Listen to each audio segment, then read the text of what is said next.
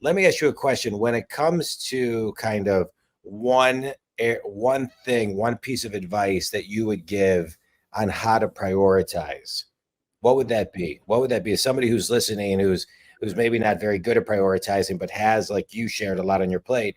What's one thing you do to prioritize more effectively? I mean, I think the first thing you need to be able to delineate is strategic versus tactical, right? And the more senior of a leader you are, the more you need to be cognizant about what is strategic.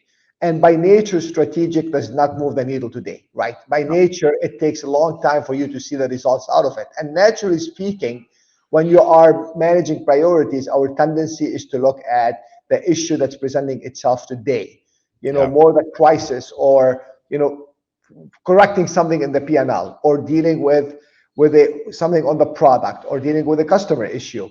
And that typically, as a senior leader, does not get you far, even as you think about delegating. So my recommendation will be is take a look at your priorities and ask the question, is it strategic or is it tactical? And a lot of time when we are in the battlefield, it's very hard to see that, right? It's very hard. You have to step back mentally and emotionally and say, this is strategic, this is tactical. And the second point becomes, if it is strategic, is it something I want to keep on my plate, or do I want to delegate?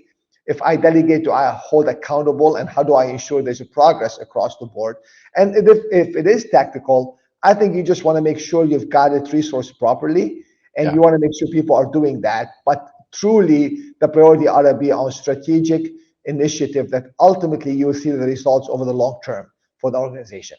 Yeah. And what I would add to that is, whatever your routine is, to find your pause and get back to center, so you can, like you said, sometimes it's hard to figure out which path, but if you quiet yourself for a moment, and infuse time to think and be quiet, it can be easier to find which path that is. So no, I love what you're talking about.